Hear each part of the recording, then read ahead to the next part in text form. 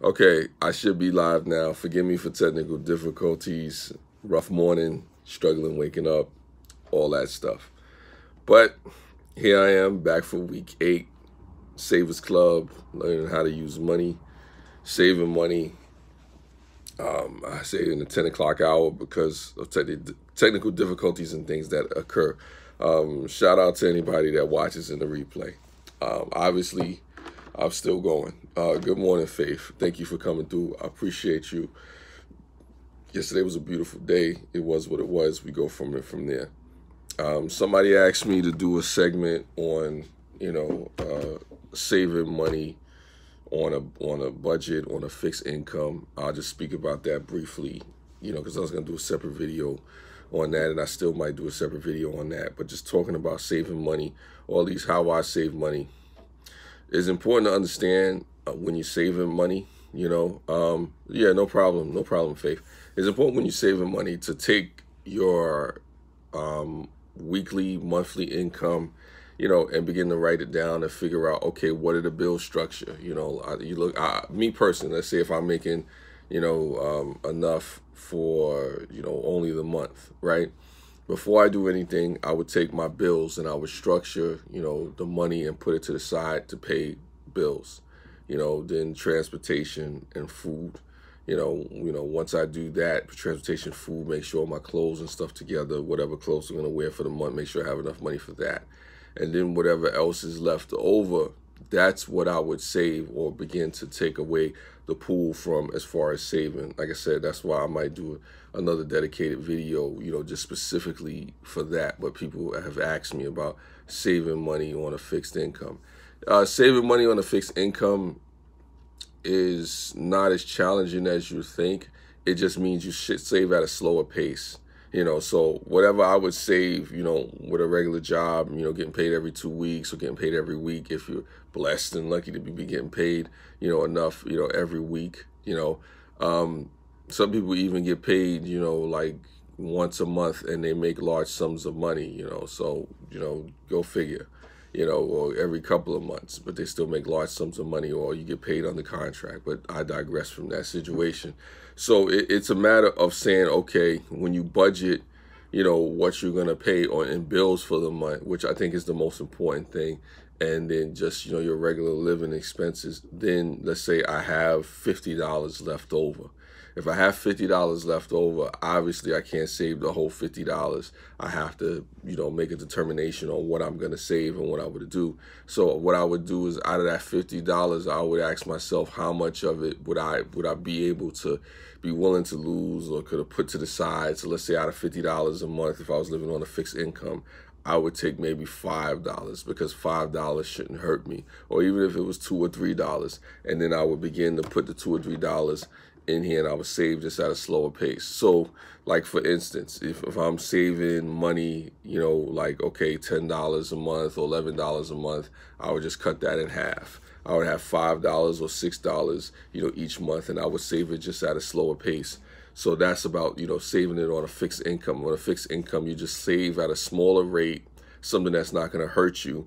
But, at the same time, being aware of your living expenses and paying bills and taking care of your responsibilities. Because I'll say to anybody, and forgive me if I haven't said this enough, saving money is cool, but not at the expense of, neglecting your responsibilities. When you see me save this money, when you see me putting this stuff to the side, I've already, allotted money for bills. I've already put stuff to the side. I've already taken care of my responsibilities. This is, quote unquote, the extra or disposable income, which I hate that word. But this is after I've already figured out what I was going to pay for bills, what I'm going to do for transportation for the month, what I'm going to do for just extra, expenses and things that's unforeseen. Then this is the extra money. This is the allotted money to the side. You say, okay, I have other things that I want to do with this money. So I encourage anybody, if you're going to save money, don't save, if you can't save. If you can't afford to save money, if you can't afford to lose at least $5, a week, a month, a day or whatever, then don't put any money to the side yet until you manage your expenses. Because that's the biggest thing about saving money, which most people don't realize. If you're not somebody who could manage your expenses, then you shouldn't just jump into that. What up, guys? Poet, thank you. 15 cents from it. Yeah, nah, there it goes. Dollar out of 15 cents. That you got to try to do that. But the point is, like I said, I'm saying to folks again, when you taking money and you're putting it to the side, whether you live on a fixed income, whether you make a whole bunch of money, whether you make money bi-weekly, whatever the case may be, you always want to make sure you have your expenses taken care of first. You always want to take that money that you have and you want to make sure that you allot money for bills, that you put money to the side for unforeseen expenses and stuff like that. And then once you've figured out the breakdown, then only then do you say, okay, I'm going to take that. Like, for instance, let's say with me, let's say I get $1,000. I get paid $1,000 a month, right? I'm not saying I do, but let's say I did. I get $1,000 a month. I would take that money, whatever I needed for rent. Let's say I was paying on a room or something like that, and that room was costing me maybe $150, a week or something like that, however it breaks down. And I would take $150 away. Then if I say I had a cell phone, if my cell phone for the month was like $60, I wouldn't take the whole $60 out. I would take maybe $20 to $30 because I would pay the bills in increments. I wouldn't pay it all at once. I would try to see if I could stretch out the payments and stuff like that. But if you get once a month, then maybe you have to do that. Welcome back, Faith. But what I would do is I would try to make sure that all my money is put to the side for my expenses first. And then basically, I would take whatever's left over and see what I could afford to save. So I tell people, when you save money, you don't have to save exactly what I'm saving. You don't have to put, to the side exactly what I'm putting to the side. I tell people to save what you can save. Of course, I've saved $82 so far, after 7 weeks. This is the 8 weeks, so it's going to be $92. But this is just money that I allotted to the side. This is something that I've done before. And, for legal reasons, I'm not going to say whether or not, whether I'm going to put this in a bank or what I'm going to do with this, for obvious reasons. We'll leave that alone. But that was just something that I wanted to talk about. What's up, Picker Rick? Yeah, no, thank you. Appreciate it, Picker Rick. I'm trying to do the best that I can, but like, for those folks, you understand it. Just to recap, make sure you have your expenses allotted first. Make sure you have money to the side.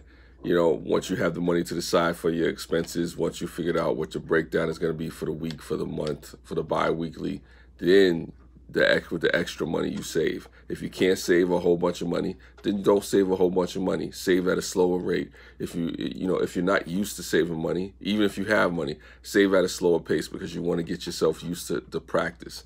This is not so much about saving money and just having extra money. This is about the practice of learning to use money in a wise and smart way. Because let's say I want to go out and buy a brand new pair of shoes, an expensive pair of shoes that cost $300-400. I can use my credit card, but now I'm paying down on my credit card for the next couple of months with interest payments and all that stuff. And if I have a late payment, I get hit with late payments. Now, if you have money like that set to the side, then, do you. But if you don't, you put money to the side. Even if you want to use your credit card, I would say if you're going to buy a pair of $600 or $700, tennis shoes or Nola Blahnik shoes or whatever the case may be, have 20 to 30% of the income of the price put to the side, and then put it on your credit card and save up from there. It'll help you out. So there's many different ways to use your money and save your money, and be frugal with your money and be smart with your money. That's really what this is about being smart with your money, learning how to use money, in a wise way. But with that being said, without further ado, without too much more talk or blah, blah, blah, anything like that, whether you're into it or you're not into it, let me go into the ceremonious act in week 8 of throwing my $11 in there. So anybody that wants to, join along, that can join along, there's $11 for the month of February. Next month, for the month of March, is going to be $10. So this will bring me to $92 after 8 weeks. So here we go, 10 and a 1, $11, real simple. But the key to doing this is that I've already allotted money for bills. I've already put money aside for rent. I've already put money aside for cell phones, for cable, for all those, expenses that I've needed, other things that needed to be done. So once you do that, once you put money aside for the expenses, you take whatever you can spare and then you put it in here. Now, since I've done this before and I understand how to do it, then it is what it is. I heard you make money work for you by being innovative. In other words, entrepreneurship. Yeah, entrepreneurship works too, but yeah, I suppose you got to understand something with entrepreneurship, and, making money and doing different things. Even after you make your money, you have to know what to do with your money. There's a lot of people who make money, who do things, maybe high net worth individuals, and they don't know how to properly use their money. I've known people that have wasted their money on food, liquor, on women, various, drugs and stuff like that, and, they wind up being broke. People that make 10 times more than me. And it's like, what are you doing with your money? How are you using your money? Not that I condone any of that stuff, but the point is, it's important to learn how to use your money. Saving money is not just for the fact of saving money. What it is about is learning how to allot and put money aside for different things. Let's say I wanted to go on a trip. This could be the beginnings of the makings of me going on a trip. You never know. This could be about me setting up to buy for a house. You never know. But the thing is to be able to put money to the side and learn how to not just waste all your money and spend all your money in consumerism, being a consumer all the time. So at least you see with me, at least I'm taking part of my money and trying to be frugal with it. So that's just what that is. But without further ado, let me put this in there because I'm trying to finish up this live stream before 11 o'clock. And yeah, basically, that's what that is. So I'm doing this just to show folks how easy this can be done. And I'm paying down debt and stuff like that now too. I mean, I got other things going on this year. If you've seen some of my credit card bills, you know what it was. What's going on, All Things Beauty? Hello to you. Always a pleasure to see you. Thank you for coming through last night, and thank you for the people that came through last night to the live stream as well. But this is just about saving money. Week 8, consumerism has almost become a disease. I agree with you, Picker Rick. It has almost become a disease, but like I said, we need savism. But you want to be you want to be in a certain type of mindset that you're not always consuming. You want to be in a mindset where you're frugal with your money. You learn how to use your money. You learn how to say, hey, look, maybe I don't have to rush to the credit card, or maybe I'll have something just in case of an emergency. I mean, because I try to put money aside just in case of emergency. You never know what's going to happen. Barring a collapse in the whole economic system. God forbid. But that's how that whole situation works. And as it is hitting the 11 o'clock hour, I appreciate all you folks that came through. This is the Savers Club, week 8. Made it up to $92. Next week it's going to be, another $11. And it's going to take me to the $100 threshold, which is a big deal, and it's not hard. This is just saving a little bit of money at a time. I encourage people, if you have an extra $82, $92, you could, save along if you can. If you can't, it's all good.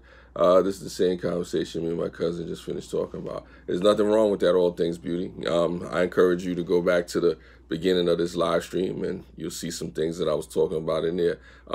Thanks, Picker Rick, for coming through. Thank you for your participation in the stream. And, like I said, I'll see a lot of you folks, next week. If I don't, I still have the upload for you of the stream, so you know what to do from there. But like I said, regardless of whether or not you want to save along with me, in this challenge or in this, motivational thing, I still encourage you to begin to look at how you use your money, learn to use your money in a better way. Have a great weekend, Yas Poet. And with that being said, don't forget to hit me with the thumbs up if you like what was going on. You can reshare this. If not, the thumbs up I still appreciate. Thumbs up, thumbs down. It's all good all around. Thank you, folks. But with that being said, see you next week. Spread love. It's the Brooklyn way. Glad I got this in before 11 o'clock.